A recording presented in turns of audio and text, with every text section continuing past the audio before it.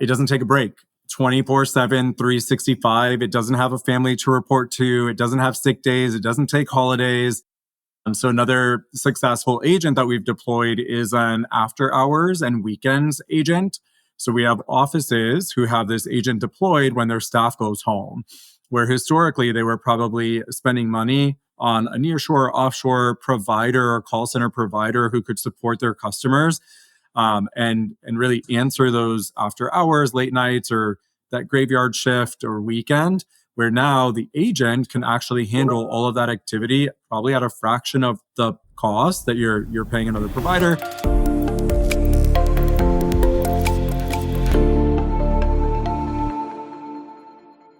Hey, I'm Oscar. This is Tech for Supply Chains, and this is your front row seat to the people, ideas, and technologies that are making the world move.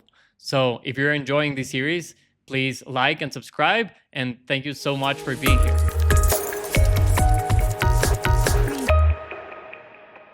Hello, everyone. Welcome to Tech for Supply Chains, where we help supply chains leaders understand the technology shaping global commerce. And we hear straight from the builders themselves on how this technology really works. Today, we're joined by the leadership of CloneOps AI, an exciting company that's pushing the boundaries in supply chain technology. So we have Brian Work and Alan Alberto. Brian has been the former VP of IT at UPS. You were there for 20 years. You managed over $100 million in tech spend. You're CTO also at Coyote Logistics, where you led Coyote redesign, specifically Coyote Go, the app. And you were also CTO at Transportation Insight, which is one of the biggest domestic freight transportation providers. And you're now president at CloneOps. So welcome, Brian. This is really great to have you here. Thanks for having me. Of course. And we also have Alan Alberto. Alan has led the partnerships team at TruckStop. And TruckStop is one of the biggest load boards out there that's helping match millions and millions of loads between brokers and carriers. And now you're the VP of operations at CloneOps, Alan. So welcome. Yeah, thank you. Excited to be here with you. Thanks, guys, again for being here. Why don't we get to know you guys and CloneOps a bit more? So we'll start with Brian. So Brian, why don't you tell us a bit more about what is CloneOps and what technology you guys are building? Yeah, sure. Happy to. So what is CloneOps? CloneOps is a collection of the smartest people in our industry who have put their minds to solving some specific problems for the logistics and transportation industry. And the way that we're going about that is by building an agentic workflow platform that helps to facilitate communications and interactions between logistics stakeholders. I really like what you guys are building. I've seen the technology firsthand. And yeah, I think the vision is very, very compelling. So Brian, for those companies that are hesitating on new technology, what are they risking if they are waiting too long to start implementing some of these technologies? I feel like we live in a world where everything is moving so fast, and if you don't move, you're left behind. But what are they really risking if they are not adopting some of this technology? Yeah, I mean, I think it's probably a little bit different for everybody. And, you really have to think hard about your own business and kind of what's most important to you. But there's an opportunity cost of not moving. I mean, I don't think you necessarily have to be the first person to move on a technology, but you certainly don't want to be left behind. And so I think the risk is just in balancing, how fast is adoption going to reach a point of being effective to where it starts to drive down operating expenses and creates a competitive advantage for a particular business, one of your competitors, perhaps. And, whether or not you start to lose opportunities as a result of being behind. I mean, I think that's kind of the risk that everyone's trying to balance, but it's not easy because there are a lot of costs of doing business, and they're not, the business that we're in is not a particularly high margin business. And so you have to be very selective about what you choose to invest in. When did you realize during your vast career and your previous experiences when you were either at UPS, all of these very big brokerage companies, what led you to understand that this is something that has to evolve, or the companies would not be able to stay ahead? Yeah, I mean, I think technology is an evolution like anything else, and it has been and will continue to be. So I don't I don't think we're particularly at a different time in history than necessarily we've experienced before, right? There's been transformative technologies that have come along, even just throughout my career, that that disrupt what we're doing and teach us how to do things differently and force us to think differently about how we do things. And this is just another example. I think AI is just another example of that. Just think back to, when bills of lading were done by hand, right? Like nobody wants to do that anymore by hand. They would, much rather get that generated by a system. So, this is just another opportunity to enhance the way that we do work and to be more efficient at how we do it. It's great to hear that perspective because I feel like, at least in the past 1 or 2 years, it feels like, AI is kind of the last wave of technology. But really, it's just another one in the cycle of all of the transformations, right? Whether that was mobile, whether that was cloud, whether that was the internet. That's right. That's right. What's your take on that? Yeah, it's just another tool. That's right. A last question for you to really get to know you. You've led really some of the biggest companies out there and leading the technology that powers them. What led you to take the leap to a startup after such major roles? Like, what did CloneOps really have that led you to get involved in such a young company? Yeah, I think for me, the diversity of experience is really what's fun about my career, and it's been that way. And even though I spent 20 years at UPS, I had so many assignments, so many different assignments over the course of those 20 years that I got exposed to so many new things. And I always enjoy doing new things and learning new things. And so for me, having worked for a large public company and then having worked for a pretty large, private equity owned company, the idea of going to work for a startup was very enticing just because it was a new experience. It was something that I'd never done before. It was a new challenge, and I always like new challenges. So that was a big part of it. I think that the other sort of components that made it sort of the perfect opportunity for me, one is David Bell, our founder, who's, incredibly successful and is very inspiring. So the first time I met David, I really saw the passion that he had for this business and what this business was going to do for our industry. And, it was easy to see that David is not someone that was going to give up easily or allow himself to lose. He's going to win. And, just seeing that tenacity and that passion that he had for the business made me believe in his vision for the business and his thesis for the business. And of course, then the sort of third component is being on the front end of an evolution in technology, which as a career technologist is incredibly attractive to do. So it's been really fun. And then the sort of added benefit is that I get to work with great people like Alan, and all the people on our team are really bright. David's universe is filled with people that are very smart and have been in logistics for a long time. And so that has been a big factor in our success and our brand recognition and our ability to penetrate the market. So it's been a fun journey. I'm really enjoying it and glad that I took the opportunity. That's great. That's great to hear and really exciting. The future looks bright for you guys. So pivoting over to Alan, why don't you tell us a bit about what actually convinced you to join CloneOps and what do you expect for the next 5 years? What's coming with this wave of voice AI? Yeah, thank you for the opportunity. I think very similar to what Brian shared, the people. I had lunch with David earlier this year, and in that moment, I knew that this is where I wanted to be. This is the company that I wanted to work for. Specifically, David's passion, his drive.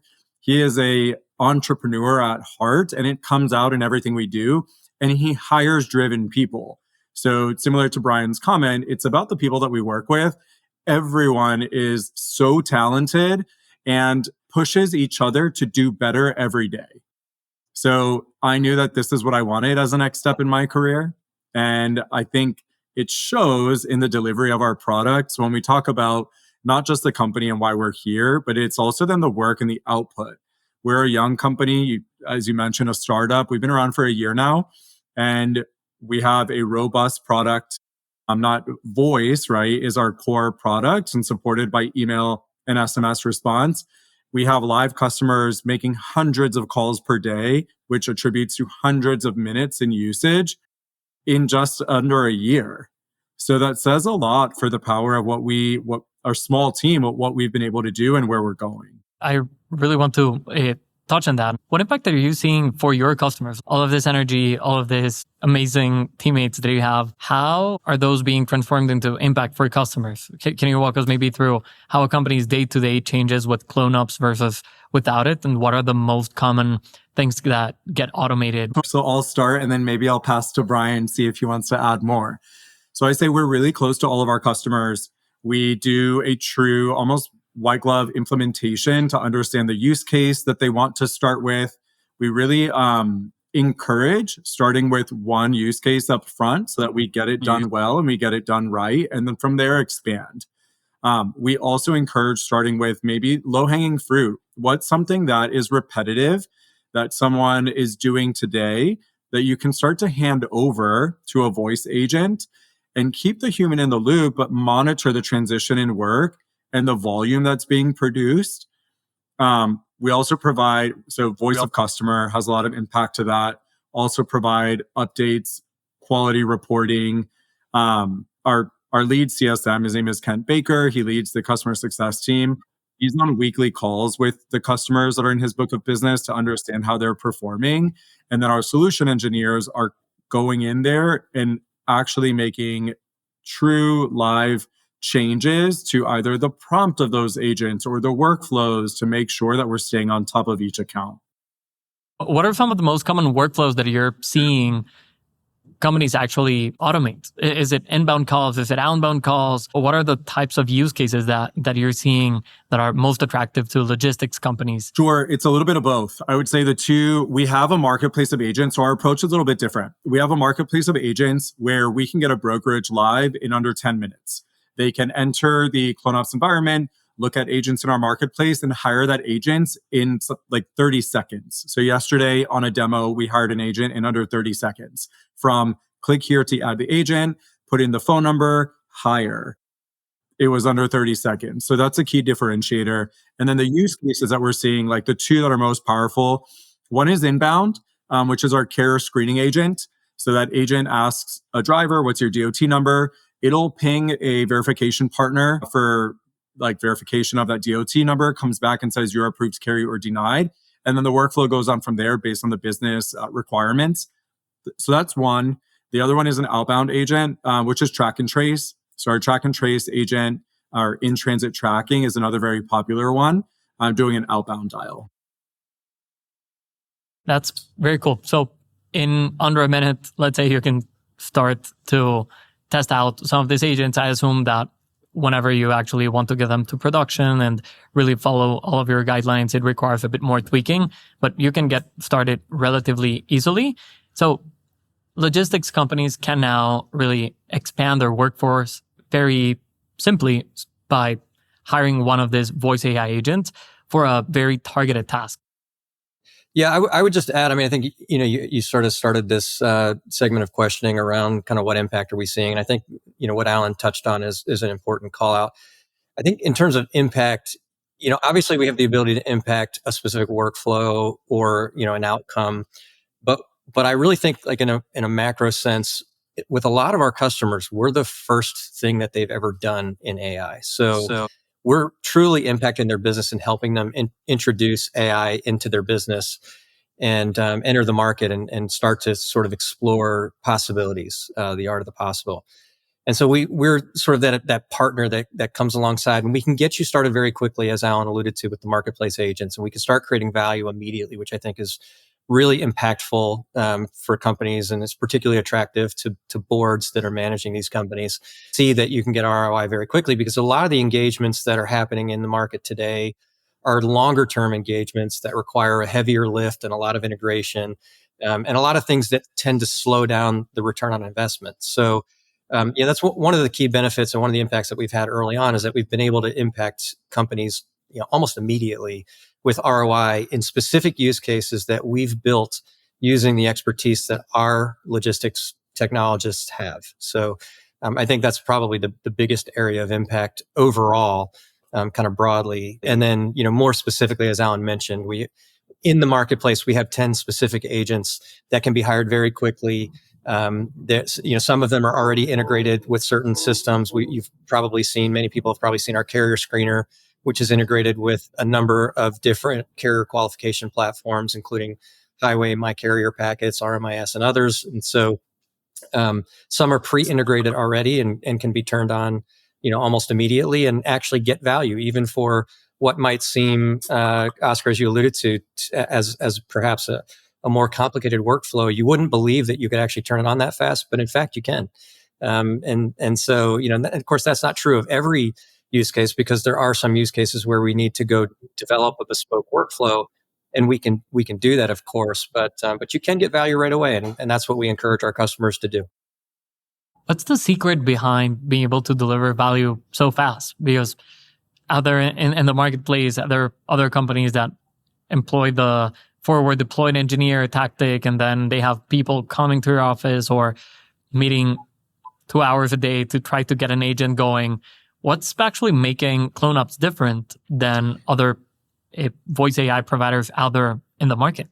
I think with respect to the speed to market and speed to value for customers, we've been really thoughtful about our go-to-market approach. And it really stems from the expertise that exists in our business. The people that founded this company, the people that back this company, the people that work in this company have all worked for decades in logistics operations positions. I have personally been in logistics technology for 25 years. David Bell has been in logistics operations for over 30 years. Alan has experience from his previous work at Truck Stop, and so like everybody has come to the table with specific and unique experience that we can pour into these use cases based on drawing on what we've learned over years and years of implementing technology in the supply chain space. And so we can build something that's functional right away without having to go spend a lot of time with your subject matter experts to figure it out, because we have our own subject matter experts that already know how to do the job, have already done the job, and can replicate that. Yeah. Super powerful. That leads me to my next question, which is, we're already seeing these agents perform real tasks in real life, dispatching a carrier, filtering out calls, and doing things that I would say 5 years ago, it would seem like a very long shot, right? Even with GPT coming out 3 years ago. How do you see this playing out 5 years into the future? Like, how will logistics operations look like if your vision at CloneOps comes true?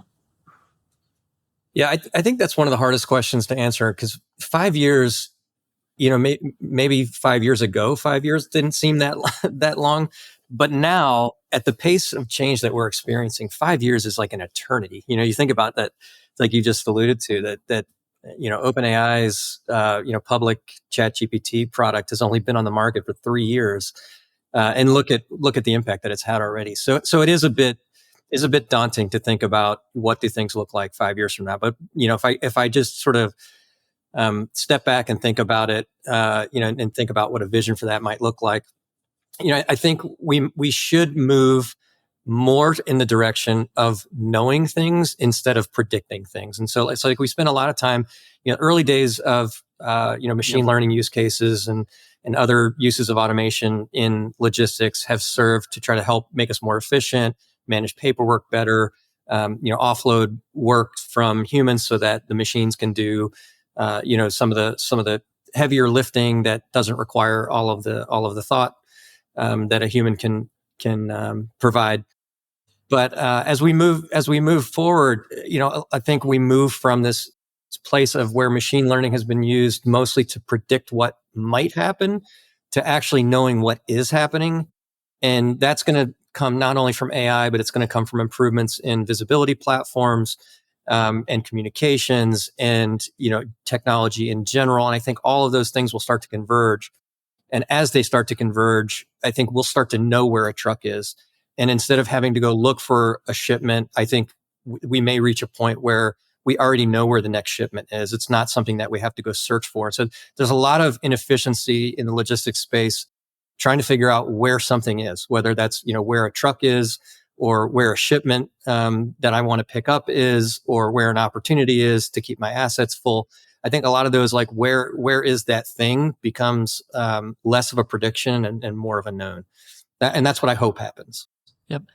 How do you see the evolution of the systems of record in logistics then? Because it seems like a lot of what TMSs are doing is holding this information and making it accessible to other systems that are connecting to it, right? Whether that's your visibility tool, whether that's your appointment scheduling tool, whether that's the voice AI agent that's currently being triggered. How do you see the evolution of the TMS in the coming years?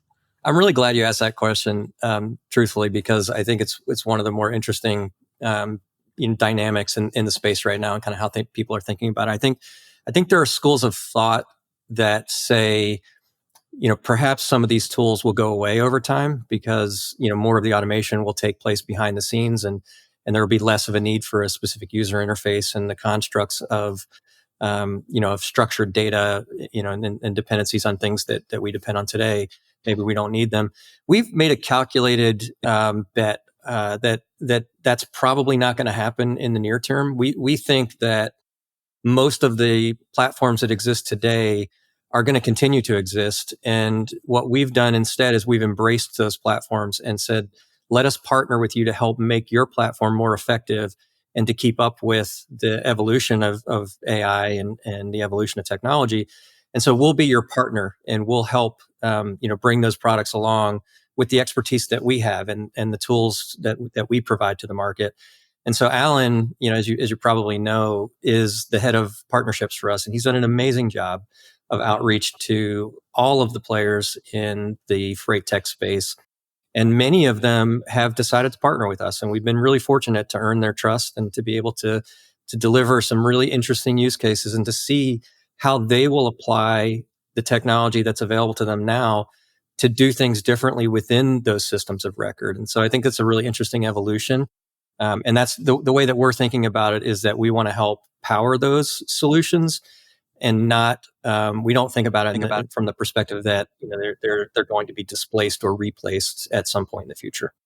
Yeah, I think that's a very good point. And the way I see this evolving is really those systems that usually just store data now become orchestrators, right? So the things that have to be triggered are triggered from there, and then the tools that are acting on the periphery just report back, and the system of record really becomes the system of action where the things are getting orchestrated. I don't know what you guys think about that. I agree completely with you. And I think the thing that the sources of record, the systems of record need to think about is how they start to move away from the dependence on structured data and move more towards working with unstructured data. I think that's what will unlock the potential for them. And then that also in turn unlocks the potential for technologies like AI and platforms like ours to be able to do more of the work. We've structured all of that data in a way so that it's easily consumable by humans. But the reality is that the machines don't need that level of structure anymore. So, access to data is very quick and very cheap now. So, I think that's going to help drive a lot of the evolution. And I think the companies that are thinking that way will have good outcomes as we go through this transformation. Totally. And I think that's a very good task for LLMs, just structuring data and putting it back in the right format, even though they struggle with JSON sometimes. Yeah.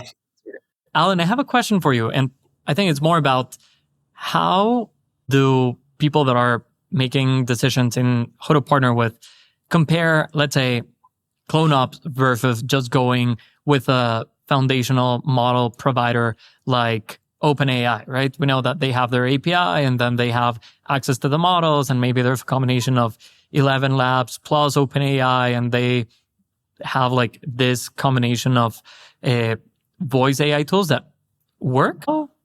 Can people compare the two things? I think you already mentioned being very specific in logistics and having all of this knowledge. What are the main things that differentiate the foundational model providers versus a company like CloneOps? I love this question, and I'm glad you just asked it. You hit the nail on the head. You just said tools. They are AI tools. We are the toolbox.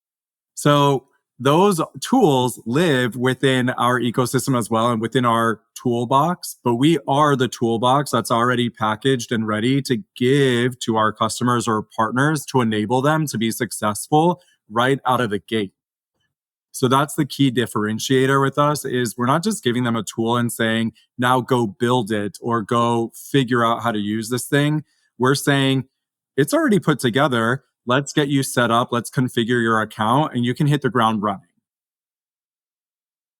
And partners go through, do we build? Do we buy? Right? There's that whole argument of build, buy. And yes, you can. We've had several people tell us, we went to 11 Labs, we purchased an account, we started building, and then we realized what we got into.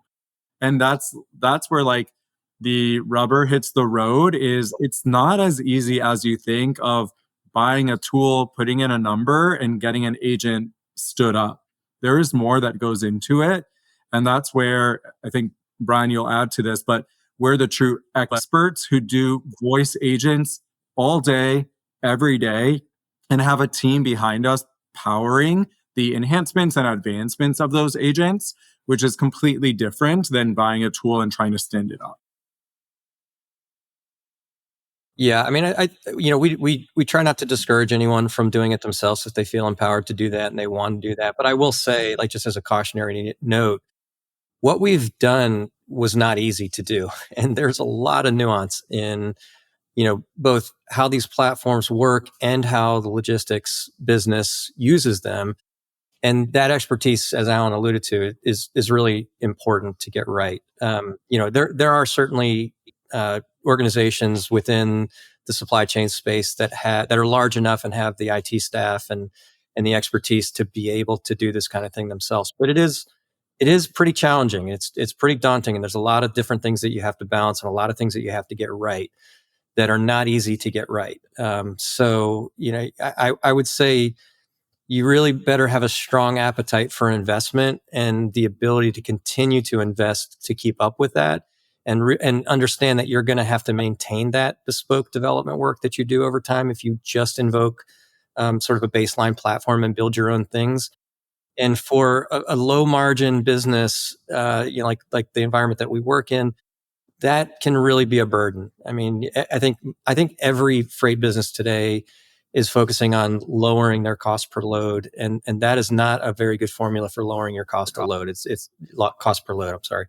It's going to become a burden over time to manage that. And so I think if you can find a good trusted partner who understands your business really well, who understands and has figured out how to adapt this technology to that business, I think the cost of doing business with a company like ours or one of our competitors is pretty moderate compared to what it would take to build it yourself and maintain it over. Building and maintaining are two very different buckets, right? Maybe you can get to a proof of concept relatively soon, but then maintaining, debugging, making sure that it's performing at the precision that you need it to. I think that's a very good segue to my next question, which is really the real world implementation of this. So I just read an article from MIT where it said that 95% of enterprise deployments fail.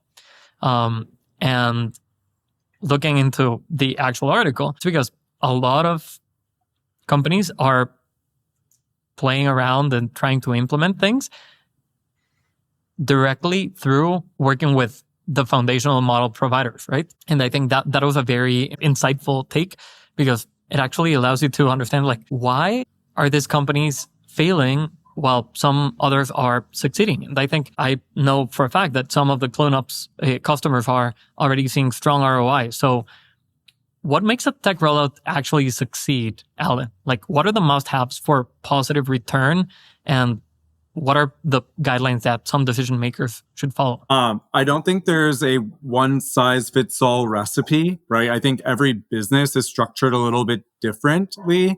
I think where we're finding success is we're really close to all of our customers and all of the onboardings and implementations to make sure that they're successful. So then from there, we also provide additional check-ins that are regular. We start with a weekly check-in and then can push out as it gets further. So one of the big wins that my team experiences is when a customer says, hey, I think we can push our weekly check-ins to monthly at this point. I know my team gets really excited when that happens, because that comes from the customer validating that they feel confident and comfortable with the work that was deployed and they're finding success. So that's a big win internally that we celebrate, and those conversations have happened often. So So I think there's not a one size fits all. I think it's definitely different per business rollout. I think enterprise is going to be different than like mid-market or SMB and how they manage their teams and the type of agent that they're standing up as well. Is it a lightweight agent that's like a 30-second to 10-minute implementation, or is it like a 2-week implementation on like a heavier agent with more integrations and workflows that are being built? I think the key though is open communication, just staying really, really close to our customers, hearing the voice of customer and working with them and the team. So that's another part too, is we want to make sure that their teams are enabled to understand how the agent is going to work alongside them, so that there also isn't fear, right? There isn't this fear of, is the voice going to replace me and my job? And our education per se is this is going to enhance your workflows. This is going to allow you to do more of the activities that need your resource and your time and your thought, while the other things could be automated. Are there any key ingredients that have to go into a successful implementation? I'm thinking about having clear ROI metrics, having a champion, having clearly defined SOPs. Like, what are those things that you've seen as a common denominator across the implementation of technology? My perspective, at least from implementing some of these technologies, whenever you don't have a clear definition of success of what that is, it's very easy to get lost in some negative feedback that might have happened occasionally because a call didn't go really well, right? Or maybe Kira does not feel comfortable engaging with the robot, or there are a few cases that can just blow off a lot of effort. So I don't know, Brian, maybe you can share some key ingredients that make, and just trying to abstract this also to your other experiences, right? Leading the technology areas of some of these very big corporations. What are those key ingredients that make an implementation of technology successful in logistics? The three examples you gave are on point. I mean, those are absolutely essential. But the thing that I would add that I think is one of the lessons that I've learned, in some cases the hard way, is that you really, really have to have your user community ready to accept the change. And so organizational change management is probably the biggest part of making this successful. That said, the things that, that where we've seen customers struggle when they struggle, and we haven't seen anything like the statistics that have been quoted by the MIT article you referenced. The success rate is much, much higher than that, than what that article suggests, at least with respect to what we're seeing in the industry, not only our own platform, but even our competitor platforms. But nonetheless, I think, there's a few things that are really critical to making sure that's the case. And so one is picking a use case that's achievable and that is realistic. Where we've seen customers have challenges, or where we've seen them struggle to get return, is if they try to overcomplicate it and kind of boil the ocean and solve everything with one prompt. So we try to encourage what we talk about a lot as a crawl, walk, run strategy, and that's been really effective. If you take something that provides really fast value, like the example that I like to use and that we use a lot of times with customers is our carrier screener. It provides immediate value. It does two things very, very well. One is it reduces the amount of time that your team wastes talking to carriers that are not qualified to haul for you, and that's an immediate value to your business. And the other thing is that it helps to reduce fraud, and it's very hard to argue with those two things as success criteria. And so if you go to a customer and you say, hey, we can accomplish these two things very quickly at a very low cost, why wouldn't you want to do that? And most customers agree. Yeah, that's a great idea. Let's do that. It's very simple. It has immediate value. Let's turn that on.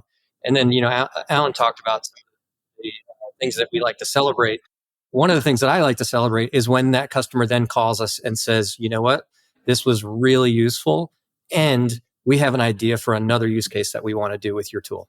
And so, we've had several customers, and we've only been in business for a relatively short time. The platform's only really been up and running since, truthfully, since July that we've had our first customers live. And we've got customers on their third and fourth use case that they've come back to us and said, wow, this has been really effective. Let's go do this now. Okay, now let's go do this. So that's what's really exciting for us, and what I love to see and hear is as we step through this progression, the customers get more and more advanced in how they're thinking about it as they learn to use it, as they see the value, and they start to deploy more use cases and develop more value over time. And now what we're seeing on top of that, even more recently with our client base, is we're seeing clients that now want to start to self-serve. And the great thing about our platform is that it has a self-service capability, much like the underlying platforms that you referenced earlier in the conversation. You can get, with our platform, you get the benefit of having that capability of being able to be your own builder, but also getting the benefit of all of our technology experience and all of our logistics experience baked into the platform. So it's sort of orchestrated in a very thoughtful way for someone that's working in our industry. So that's one of the things that I think helps businesses be successful with the deployment of the technology, and to reduce that sort of churn on on unsuccessful projects is pick the right use case, deploy in sort of small chunks, add more to it over time as you go, and you'll become more and more self-sufficient. You'll become less dependent on outside parties to be able to meet your needs. And we've seen that confidence grow in our customers, over the last few months, really in a very interesting way. Those are all very good takeaways for anyone listening. I think those are some small nuggets of knowledge out there to start implementing in your own company. Now, I want to pivot a bit towards the reality of where we're at right now with AI, right? So where do you think AI is now outperforming humans, and where is it still struggling? I want to understand, from all of the use cases that you've seen, what are the things that AI is doing consistently well, where it's probably doing a better job than someone that's tired, that's worked a 10-hour shift, and what are those things that it still struggles with? I'll say one of the big things, and Oscar, you kind of call this out too, is it doesn't take a break. 24/7, 365. It doesn't have a family to report to. It doesn't have sick days. It doesn't take holidays. So another successful agent that we've deployed is an after hours and weekends agent. So we have offices who have this agent deployed when their staff goes home, where historically they were probably spending money on a nearshore, offshore provider or call center provider who could support their customers. And really answer those after hours, late nights, or that graveyard shift or weekend, where now the agent can actually handle all of that activity, probably at a fraction of the cost that you're paying another provider. And then you could have a workflow that has the escalation transferred to a human intervention as needed, right? If not, somebody's calling in for, hey, I need help resetting my password, or whatever that case is, the agent can handle all of that. So I think that's another is key, is 24/7, 365. It's an agent. It's always on. So I think that's one of the key wins.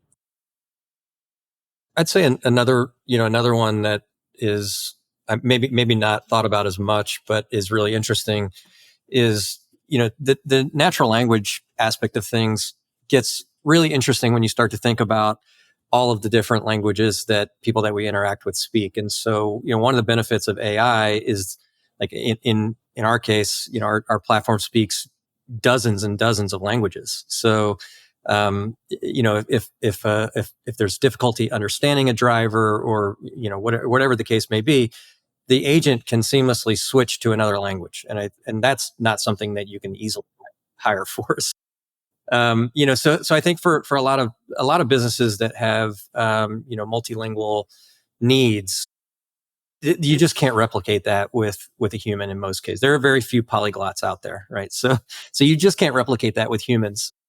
To what Brian was sharing about the multi-language, that's one of my favorites. So I'm glad you called that out. We have the capability to also clone voices. So if your customers are used to a certain rep of your business answering the phone, and they find comfort in that voice, we can also clone that voice and have it be Oscar's voice who answers the call, right, as Oscar's virtual assistant. So I think that's key. And then providing an example to that, we've cloned one of our VP of sales, Kyle's voice, and hearing Kyle's voice on a call go from English to Spanish. He is a non-Spanish speaker, but it is a seamless transition into Spanish and then back to English. It always lights up a call. Whoever hears him on calls in that language transition, people get really excited in that moment to see the agent perform that way. Yeah, so I think the last part of my question, just to kind of ground the audience in reality, what are the things where AI is still struggling with? I think models are getting more capable every time. What are those things that are still kind of the long tail of cases that maybe an agent's not well suited to tackle? Yeah, I mean, I think there's probably more, truthfully, there's probably more things that the agent can't do than that it can do today. I mean, I think that's something to be cognizant of. There's obviously still very much a need for the human in the loop, and you still want, sort of supervisory oversight. And we've built the platform to be able to accommodate for that. And so we've built things like our live takeover capability, listen in capability, and other things to make sure that we're, hedging for that risk. That's not to say that the agents aren't effective. They are very, very effective at what we prompt them to do. But, there are certain use cases where you get into sort of, like a lot of really complex orchestration, a lot of context that maybe the agent doesn't have or that hasn't been programmed into the agent just yet. Those are things that the agent's going to struggle with. There are lots of guardrails for, some of the things that are more common, like hallucinations and other things that we've kind of overcome, and the technology has improved over time. We've also seen big improvements in things like, latency on the speech side. Speech to text, text to speech translation is happening much faster than it was even, 6 months or a year ago. The agent's ability to interact in a more human-like fashion is improving very rapidly. But for sure, I think, you need to be cognizant of, how complex the workflows are that you're trying to deploy. And like I said earlier, they just sort of start with something that is pretty easily achievable. And we liken this to hiring a new employee. When you hire, say you're going to outsource to, to third-party business process outsourcing firm, a function in your call center. So maybe you're going to have a company come in and take over the operation of your tracking. You're going to start with an entry-level agent who really doesn't know your business just yet.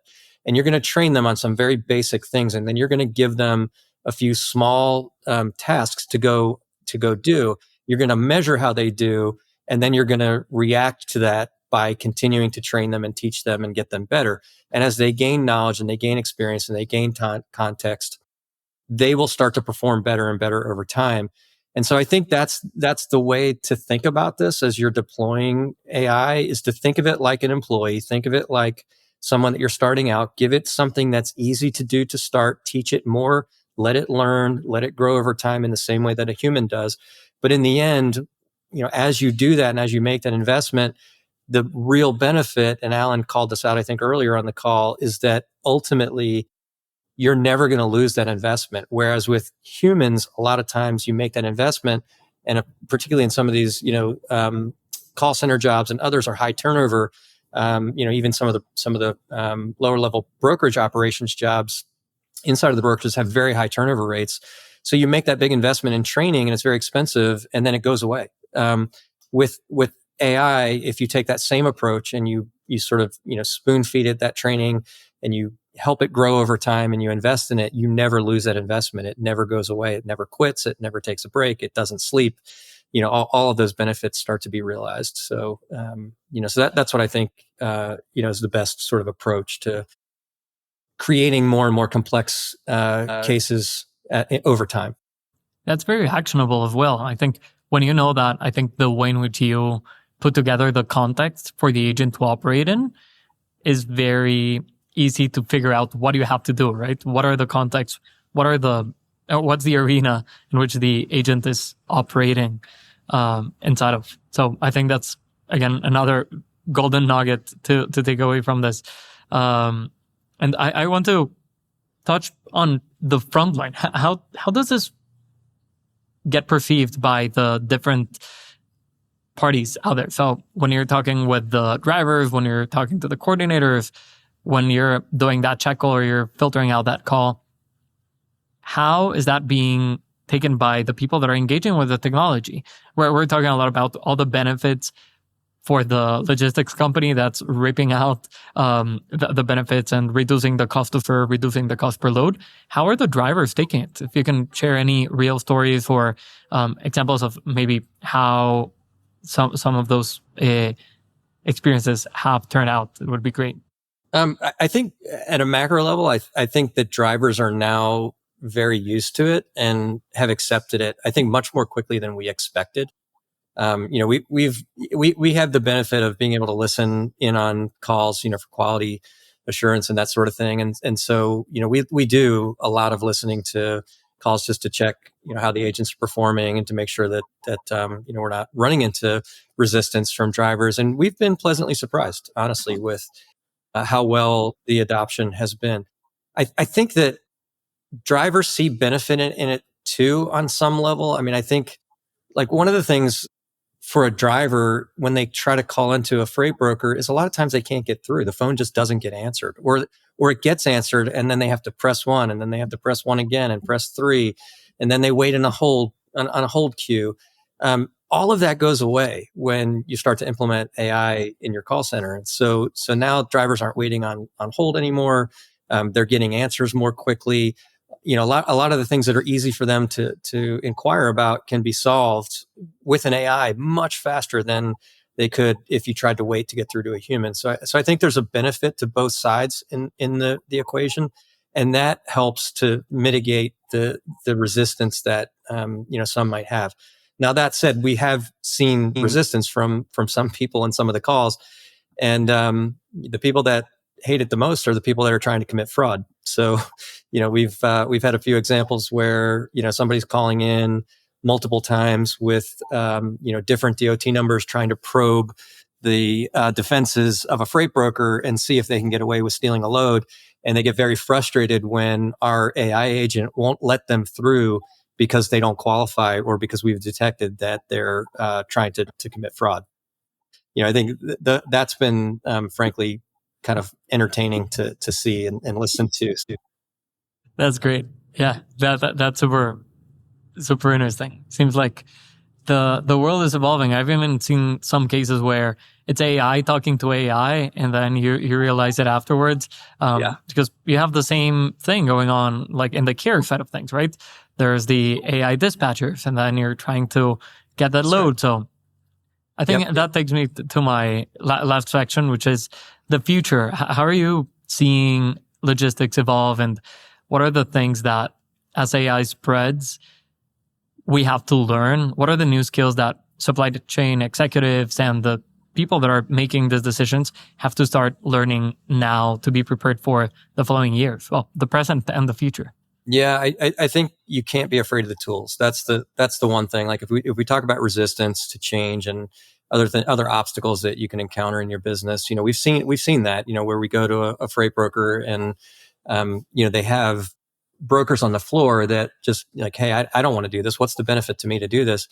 And so I think you have to appeal to just sort of take them back to, well, think about what your life was like before you had email, right? Like this is just a tool to help you be more efficient in your job. And I think kind of setting that expectation and like, this is not here to replace you. It's here to help you be more efficient. It's here to take workload off of your plate so that you can do higher value tasks. We want you selling. We want you, out there talking to people, developing networks, creating your carrier network. We want you doing all these high value tasks. We don't want you trying to figure out where a load is. That's something that can be done by automation. And so let the automation do those things and you focus on the really high value things that are going to make you more money. So I think, just really people should think about this like any other tool that's been introduced into the marketplace, like a TMS, like an email, like anything, and embrace it. And so in order to embrace it, you have to learn it. You have to learn about it.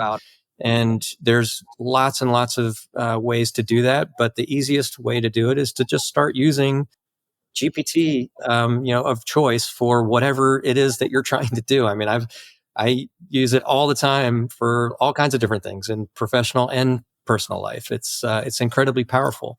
And so, I think just getting everyone comfortable with the idea that, we can evolve beyond the search engine and get much richer, content by using some of these more advanced tools. And then that in turn enhances our life and our engagement with the world. And in this case, our engagement with the business world. It's sort of nonsensical not to embrace it, honestly. So I think we just have to try to help everyone overcome that that mental hurdle and those old mental models of being afraid of technology. And I think that's what I would encourage people to do or think about the most. Totally. And if you start applying it to your daily life, then porting it over to work will feel way more natural, and it will be just an extension of it, right? That's right. That's right. I'll wrap up with this question for you, Brian. You've lived through a lot of the different technological transformations in the industry, right? Yeah. Almost from the internet to the cloud to mobile, and now AI, which I think is honestly the biggest we'll see in this decade for sure, and probably as big as the internet. Yeah. What's your boldest prediction or your most contrarian view on where AI is really taking this industry? And that question is so hard to answer. I'm more of a pragmatist, I think, by nature. And so when I think about our industry, I think about the transportation industry specifically, it changes relatively slowly. And so I think if there's a contrarian view to be had, my contrarian view would be that we will probably move more slowly than I think other industries perhaps will.